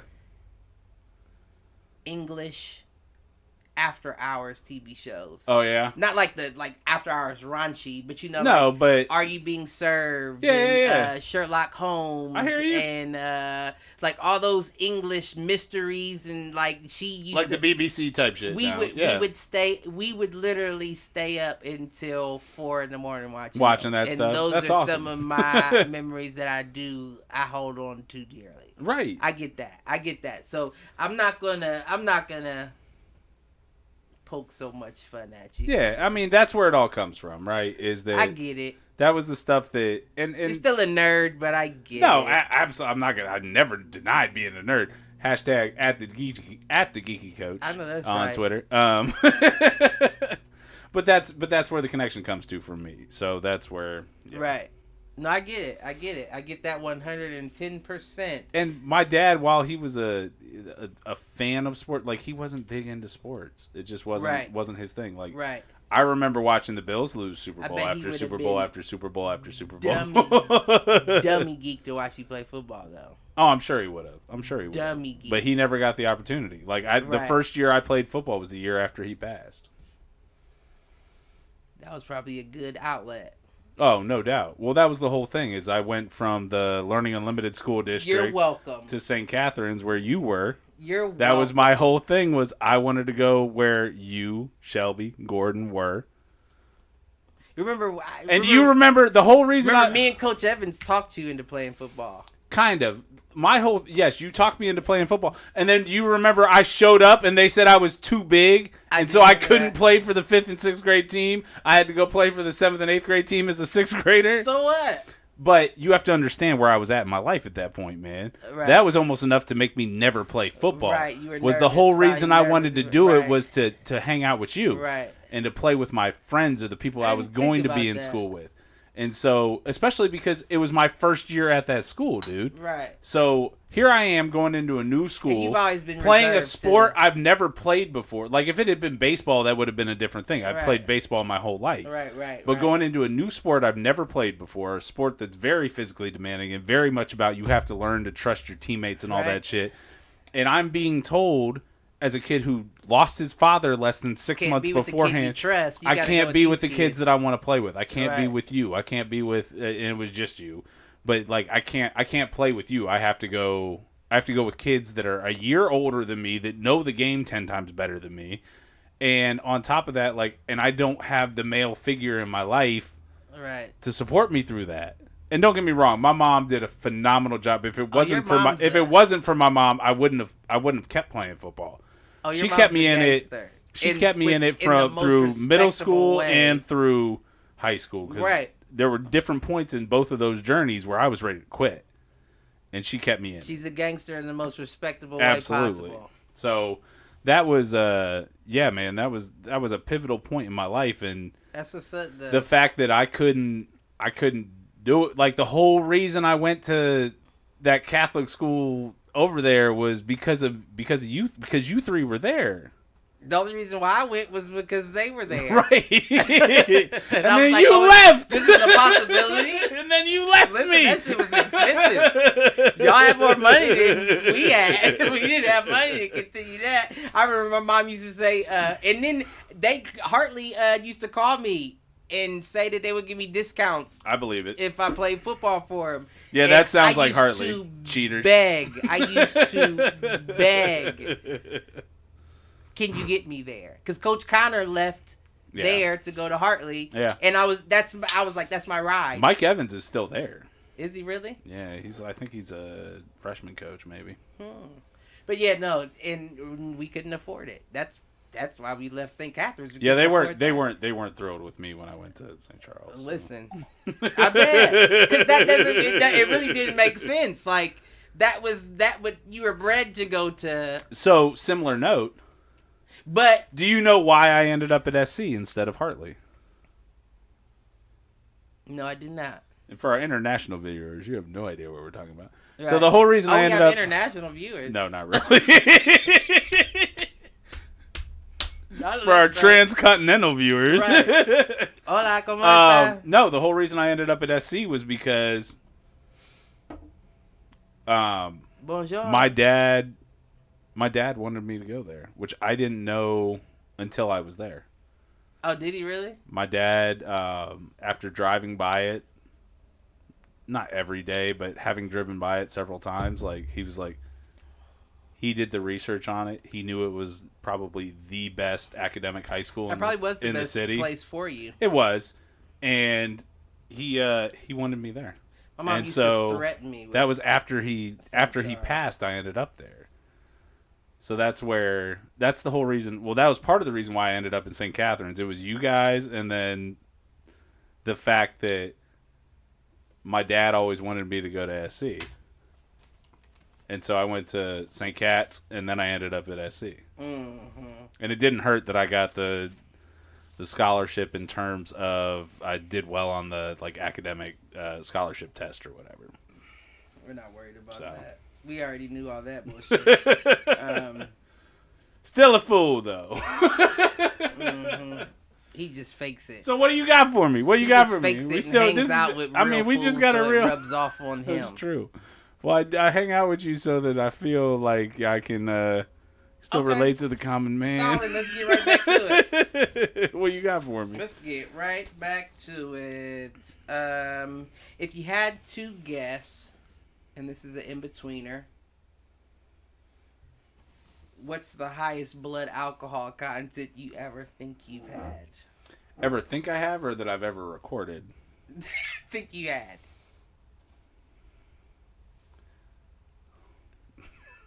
I don't know how you measure blood alcohol content, so I would say about chin high. Whatever that translates to numbers.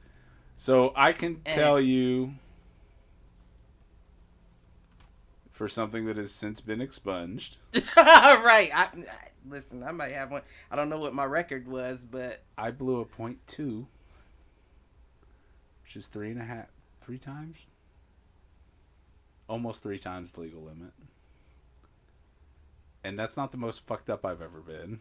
So it's probably I've probably had damn near blood alcohol poisoning at a 3. That's what I feel.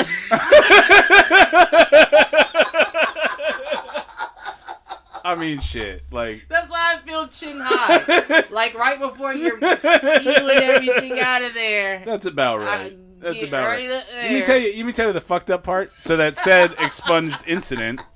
I had a friend in the car with me. Uh-huh. Go figure. I was with a black dude. The only 3 out of 4 times I've ever been pulled over in my life, brother in the car. Don't ride with blacks. At least once with you, once with Gordon, and once with this dude. Actually, twice with this dude. Now that I think about it. Twice with Gordon. Carl, where are you at? Twice with That's Gordon. True. Technically, twice with Gordon. I just friended my G on Facebook. What's good? You talking about Carl? Yeah. Anyways, so once with that me, motherfucker. Only once with you, and you went to jail that night. Right. I made sure everybody else. You're right. Good. Everybody else got home. So I was with Carl, and they basically asked him to blow. He was in the passenger seat, Asked him to blow. And so what I said I blew a 0.2 or a 0.18. I think I blew a 0.18. He blew a 0.20. Because they asked him to take it even though he was in passenger seat to see if he could drive home. Right. And he blew worse. So he was blowing for fun. Right. He was like, hold my beer. Let me see if we can. He didn't get taken down to the station for a blood test late that night. So. Listen, I don't remember mine. We called the bartender. The bartender was who actually picked us up. I did get one. Picked y'all from the yes. Yeah. You got me the one time that I had that issue. That's true. That wasn't my fault though. I believe it. I had a gun pulled on me and everything. Yeah. Like the police was really on bullshit that night. And I'm gonna make you work for it. Well, we got pulled over for a busted headlight. No, dude, listen, I'm at my birthday, and we're at the bar. Quick story, because I am going to get you with these questions. But I'm at the bar. I walk out like this, scratching my chest. Pulls the gun out. Get your hand out from under your shirt. So I'm looking. Got to be closer to the mic, Cliff. I didn't want to yell it, regardless. I hear you. Regardless, he has the gun out. Yeah. He's yelling at me, get my hand out in front of my shirt. I'm not even thinking he's talking to me. Because I'm thinking I'm not a threat. Like, he couldn't be talking to me. Right. So I'm just walking by like I'm not. He's backing up, though. Luckily, one of the ladies that was with us for the party pulled my shirt up and was like, you ain't got none of these good. Like, it's all right. Back off. He cools off. So, we're leaving. I wasn't driving at this point. I had the keys. I wasn't driving, though. I didn't plan on driving. Gotcha. Planned on getting a ride home. Gotcha. Leaving my car there. I guess he heard the conversation. If you leave your car here, we're going to tow it. Is what the cop says to me. Oh, no. Which means he's baiting you to get in the car. Right. So I say, okay, I'll sleep in it. In which case, they can still exactly. Pop you So that's what he says. At this point, I'm already almost keys to the door. So I'm like, fuck it. Pull it out real quick. Work for it then. Catch me. You would. Catch me. Like, let's be honest. Like, because at this point, clearly you're giving me no choice. Like, you're telling me I'm looking for a reason to put you in. Right. Well, I'm not going to get out of this clean. I'm going to make you work for it. See, and that's what I can't, like... And that's why I can't stand Was my fault, though, because I could have went somewhere closer. You could. You know what I mean? I could have been like, okay, I'll go here instead of going home. But he didn't need to escalate that situation. Like, I had a ride. He could have encouraged and said, I had a ride. Get a ride home. I had one. And we'll let, like, that's what the fuck is wrong with America, ladies and gentlemen. When somebody's trying to say that they're going to do the right thing and they're getting threatened with, oh, I'm going to tow your car. Like, honestly, that was the whole reason mine happened, too. Was that I didn't want my car to get towed. Now, I will tell you what, these fucking kids these days have no fucking excuse with Uber and Lyft and all that shit. Right. That is fucking, no, you have no excuse. Right. And I will tell my son when he gets to be that age, and by then it'll probably be I'll Ubers. Keep some money on your Uber card. Ubers and Lyfts that drive themselves. I will let you have my credit card specifically for an Uber and a Lyft. I'll give Karma my credit card. Because I would rather you run up a credit card getting a ride than doing something dumb. I'm glad we don't have fans. I didn't mean to say my daughter's name on the thing. But it's all good. It's all right. It's all good. I mean, I think I've said Andrew, so we'll be it's okay. We're only on episode 6, folks. Who gives a fuck? Right. And for those who do, I dare you to try me. Right. Right. But next question, sir. This one, we'll go deep. So the first was light curve. Okay. So, how do you feel about death? Woo. Like, how do you, like, what are your, like, at the age that you've come to, what are the grips that you've come to with what you believe death to be? What are the things that you fear or have comforted yourself to, things like that is what I'm asking. So, I think... Do you have like a can't wait type situation so I can be reunited with my father and the people I love. Like, no, and part of that is probably has to do with my faith or my belief at this point. So I think I was raised. That was going to be another question. I was raised. Honestly, I was raised non-religious. Like, religion really wasn't a thing in my house until my stepdad came into the picture, until KB came into the picture. So my brother was raised Catholic. I was not. I was not. Right. I had no religious upbringing, and honestly, any hope that I had for religion died with my dad. Like, in my mind, that was enough to set me on the agnostic path, not necessarily on, like, I wouldn't say I'm an atheist. Right. But my whole point is I'm agnostic in the sense that I don't believe you can truly know the will of God, and I don't necessarily know that God gives a fuck about us.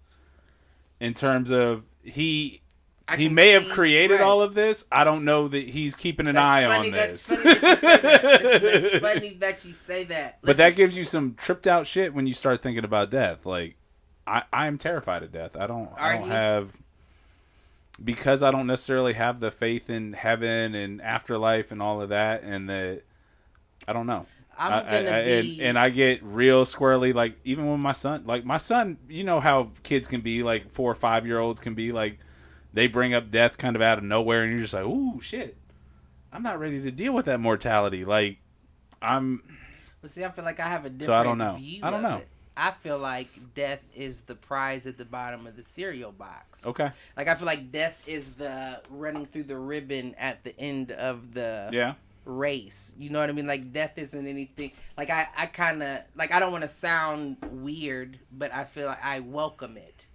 You know what I mean? I hear you. Not like you're not seeking it out, but if you'll be ready to accept it. On the way home today, take me, Lord, or whomever, or universe, or vibrations, frequencies, whatever the case and I'm jealous of you for that. Because guess what? Living in fear is a little scary. Like, well, see that? I mean, that may listen. That may be a and so is that a faith thing? Like, is it because you believe in an afterlife and you believe that? I don't believe you just in think afterlife. that it's. You just think that's I'm not religious whatsoever. I'm very spiritual. I understand that. I know for a fact there's a higher power. Because our friend Ashley would say the same thing. Yeah. I hate to drop names. Why would you drop a last name? I could have said New York Ashley. We might have to bleep that out for her benefit. It's too late. Well, again, I don't know how much of this is actually streaming live, so. Damn it. That's why I try not to say names at all. I hear you. But I'm with you. What was I saying? We were talking about death and how you feel about it, and you were saying you're not religious, but you're very spiritual. And know for a fact there's a higher power. Spoken with him before. Okay. Haven't heard. Have been able to interpret into words, if that makes any sense. Yeah, no, I think that makes sense. Don't necessarily believe in a heaven or hell. I mean, we had a little bit of the reincarnation conversation. I lean a little more there than I do anything else. I feel like, which leads me to another question that I have, but before we go into it, no, let's just go right into it. Do you feel like you are you, or that you live in you? I don't know that I get the question, but given that we've had the reincarnation conversation before, given that we've had the deja vu conversation before, there is part of me that feels like I have lived this life before. Right. And it's driven by prophetic. Prophetic may not be the right word, but it's the best word I can come up with. It's by prophetic dreams and times that that's funny. I have dreamed the situations before they happen. And when we talk about like the glitch in the Matrix type shit, that I know that the deja vu instances that I've had in my life, and especially like we've talked about this before, when I've had a deja vu instance, most of the time it's because I've dreamed about it 2 or 3 weeks prior. Right. Or months prior. Right. Like The Could one be years. the one that Could will be always years. stick with me for the rest of my life is I got that one too. I dreamed about the exact situation of when I was Right. informed of my father's death Oh, really? about 3 weeks before it happened. Really? Where my Are you an stepmom, empath? where my stepmom and her best friend and her daughter Gail Right. showed up at my mom's house to tell me that he had passed away. I had the exact vision of that Are you in a an dream. empath? I don't know, maybe. Like, have you had other situations where you feel like, oh, I can see this is about to happen, or I can feel. It's not necessarily that I see. Well, I see it about to happen because I've had that dream before. Right. You know what I mean? That's empathy. That's it. Not empathy, but that's a. There's another good one. So I'm with you. Empathy may be the right word, but I'm thinking like I say it all I'm the blanking time. On it.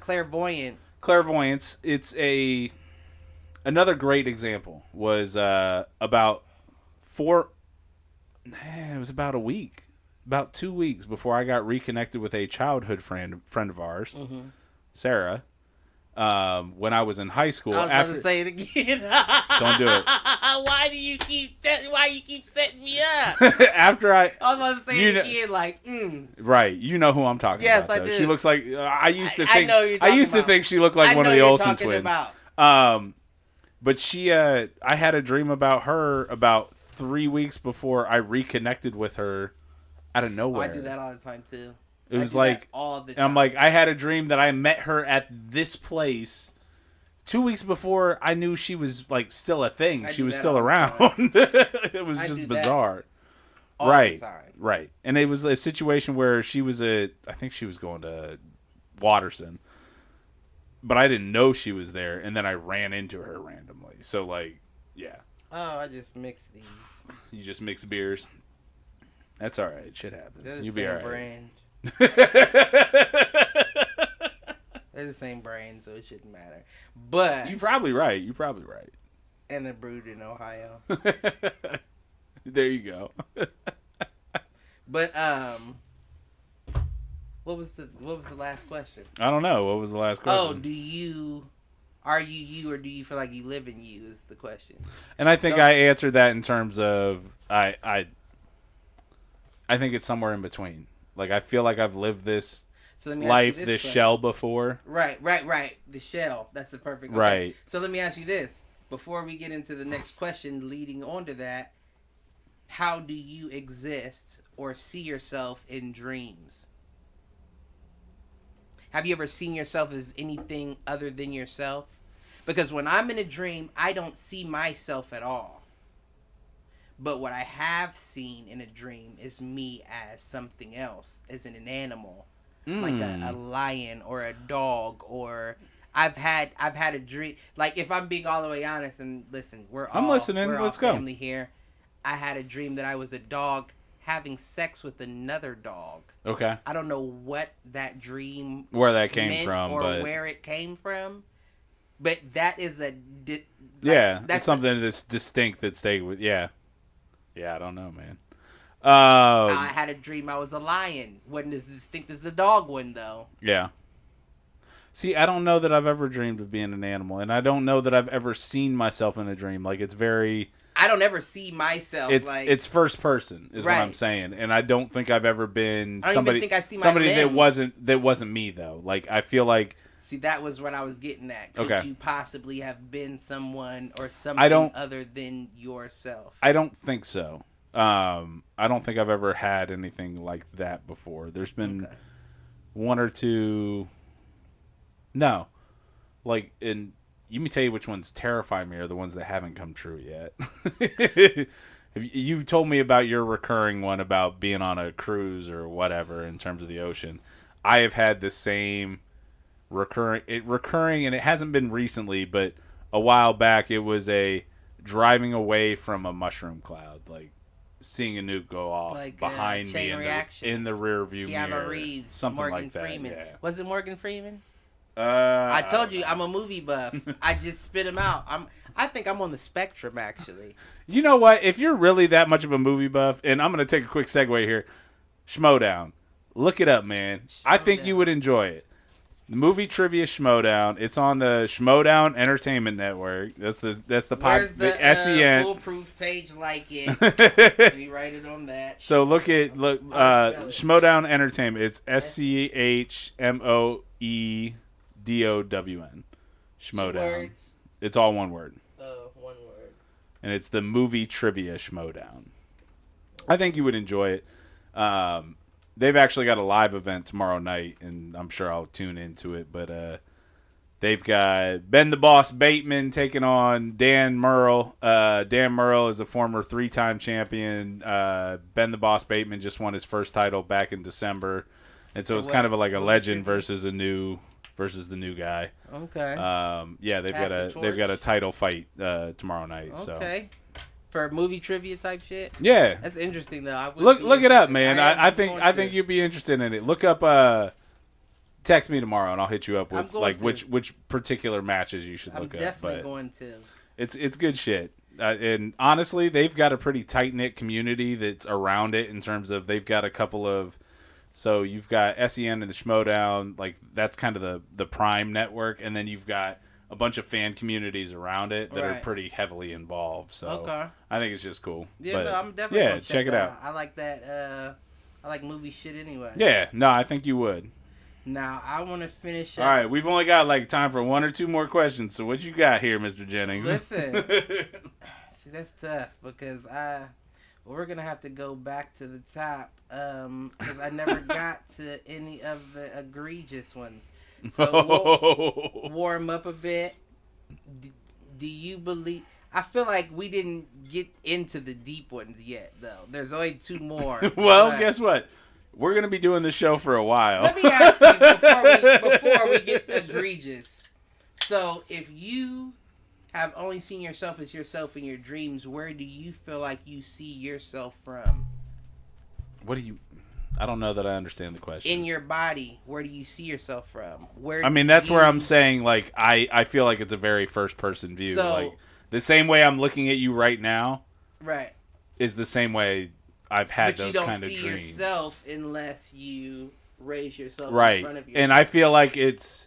Like, even... like it's almost the way you think about, like, video games, right? When you're playing a first-person video game, you might see something pop up for a second, but you don't actually really see anything.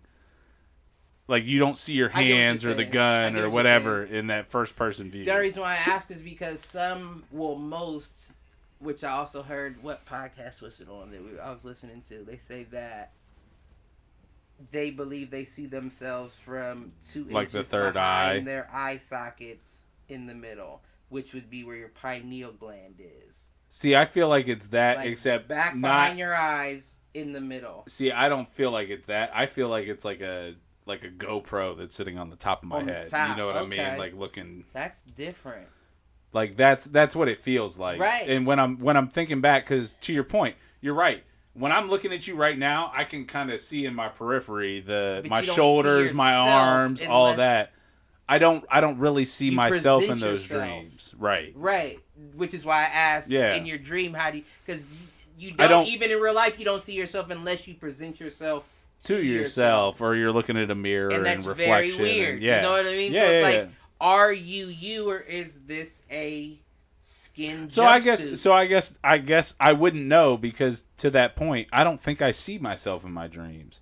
Right. I don't, unless I'm something else. Right. I hear you. If I'm something else, and it's usually like me presenting myself, like I can see the paws moving on the ground, and that's what lets me know, oh, you're not you right now. You're something out. I always feel like it's honestly a GoPro camera on like a headband. That's interesting. Is what I'm thinking. That's why I ask these questions. Because I don't know that I've ever seen my hands. That's why we ask these questions, folks. I may be the best interviewer that ever lived. I don't know how valuable this information is, but as long as you find it valuable. Okay, so let's get to egregiousness. Best adult film star.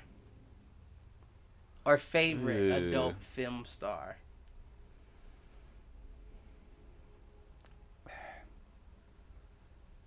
See, here's my problem: is I don't What like day? What day of the week are we talking? right. I don't like mainstream porn. That's my problem. Amateur shit. I love amateur shit. That's me too. Like I don't want to watch the mainstream stuff. That's I don't me like too. I don't like the fake. Like I would rather see two people that are a little chubby going at it than supermodels. Agree. Two fools agree.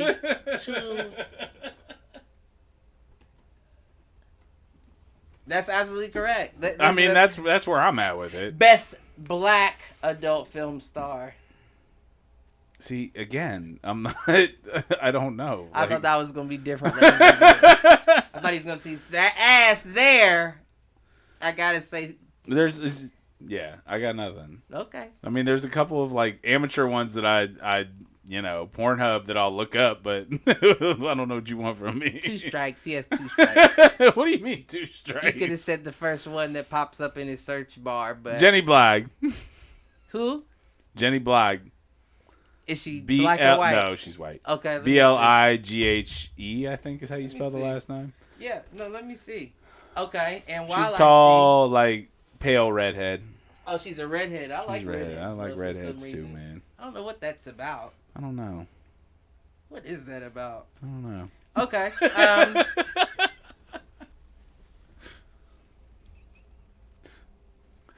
We're gonna return this favor next week. I hope you know. Yeah, that's absolutely fine. Get to know a fool. Hey, I don't know if you saw what I posted with it, but it was a Star Wars quote that I posted with the link tonight. It was, "Who's the more foolish, the fool or the fool who follows him?"